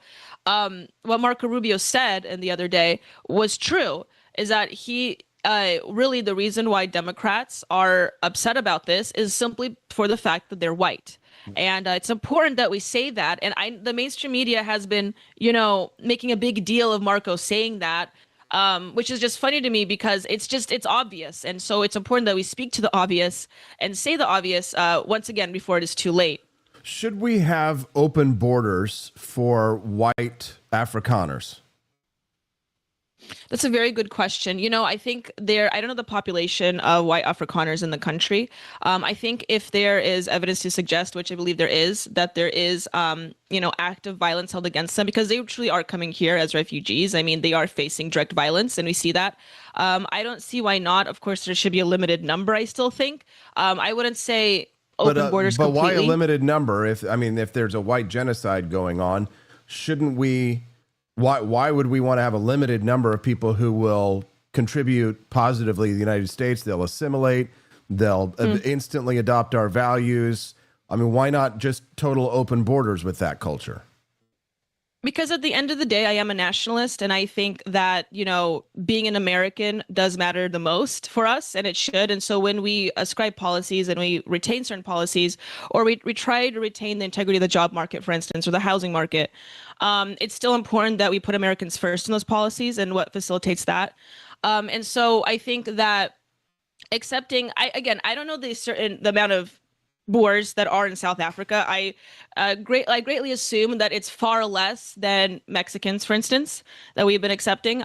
So, say theoretically there is, a great majority of them that they even surpass the immigrants that we have been receiving from other countries. And I think that would be to be a problem because at the end of the day, even though they may assimilate better in our culture, which is, I think, undoubtedly a fact, that could still, directly impact Americans and American citizens. So I think we should still take in consideration nationals of our country first and foremost, regardless of skin color, because this is not purely about skin color. Obviously, I have talked about culture, but it is also just about your nationhood as well.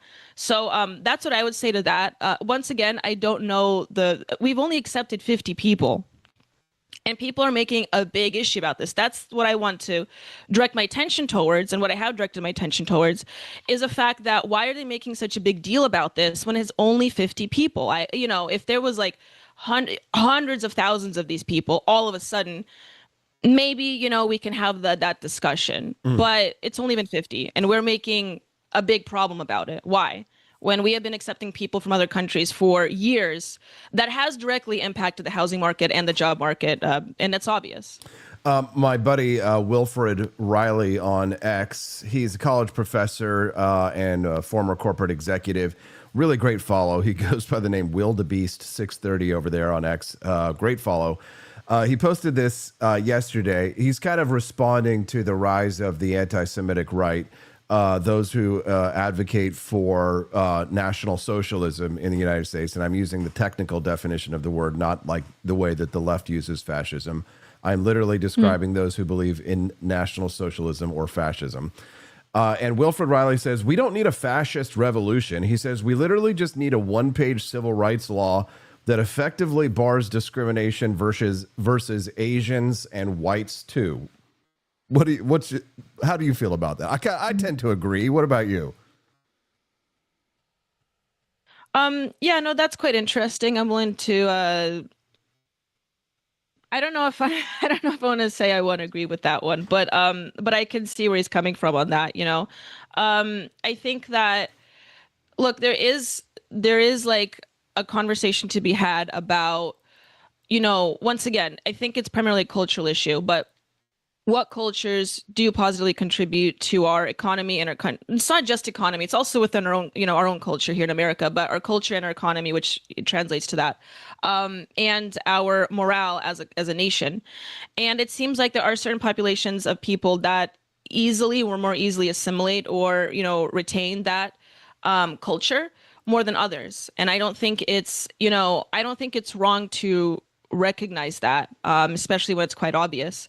So as far as like recreating or rewriting policy, I'm not entirely sure if we should do that, although it would be more honest at the end of the day. But I would still like question that part in my I would have to debate that within myself back and forth. All righty, Daniela. But I think that recognizing these elements is a first step towards actually rewriting positive policy.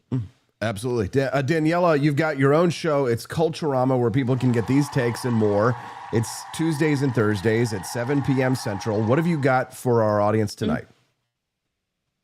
Well, Austin, I do cover like headline news, and what you've covered already is primarily what I'm going to be covering in my show today. But I will be going more into depth into the South Africa issue, and these individuals, and the shooting that just happened. Unfortunately, I do have to talk about that as well, because once again, like you've described and what we touched on, violence is rising, and we have to talk about that. So hopefully, we can reclaim that discourse, especially within our side, and I do want to talk about the omnibus bill a little bit. I haven't looked into it because there's a lot, but I want to, I've like touched on it a little bit. I want to look more in depth into it and hopefully, have time for that and talk about that on my show, because I think Thomas Massie has made some important points, and it's important that, it's important that we recognize some inconsistencies with the administration before we move forward on that. So I'll be talking about that as well. Amen. That's why you're on the For Liberty Network, Daniela. I think you can think for yourself. We're looking forward to hearing you tonight at rumble.com/Culturama, and then follow you over on X. Your handle recently changed. It's now DC Pentsack, correct? Yes, correct. We've got you over there. Hey, Daniela, it was great to talk to you again, and we missed you last week. Thanks so much for joining us this morning. We'll see you tonight. Thank you so much, Austin. Have a great day. Thank you so much. You have a great day. What'd you guys think? Good show, huh? And now it's over. Now it's time to say goodbye to all our family. AP4 LIBERTEY. Kill the Boer. Kill the Boer. No, don't kill the Boer. Guys, just dropped hot, fresh, new over at the shop. Boer Lives Matter. You guys want to find your local Martin Luther King Jr. Boulevard in whichever town you live in. Grab yourself a Boer Lives Matter shirt. Walk down the street. It'll be hilarious. It'll be like that episode of, or that what was that movie? Was it where Mel Gibson was like marched naked down the street wearing a sign that said "I hate N-words," and he's naked. It'll be just kind of like that, you know, a really good thing. Walk down Martin Luther King Jr. Boulevard with your Boer Lives Matter shirts. There they are. Boer Lives Matter shirts available at forlibertyshop.com. So exits to the Grift Shop, guys. We'll see you guys right back again here tomorrow on the Wake Up America show on the For Liberty Matter. Megatron, you better get that shirt. We made that specifically for you, bud. See you guys here tomorrow, Freedom Family Friday on the Wake Up America show.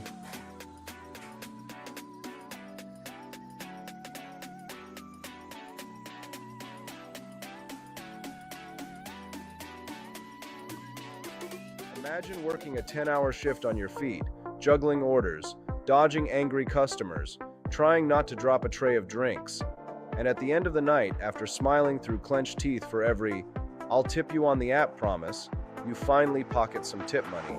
You earned it, you served, you smiled, you grinded. And then the IRS shows up like a raccoon in your wallet and says, "Hey, we noticed someone appreciated your hard work. We'll be taking 20% of that, thanks." But finally, there's a sliver of sanity breaking through the fog. The No Tax on Tips Act. Yes, Congress is doing something that actually makes sense. Miracles do happen. This bill passed the Senate unanimously. That means even the career swamp creatures couldn't find a way to screw this up. It says that up to $25,000 in tips earned by service workers shouldn't be taxed by the federal government. That's right.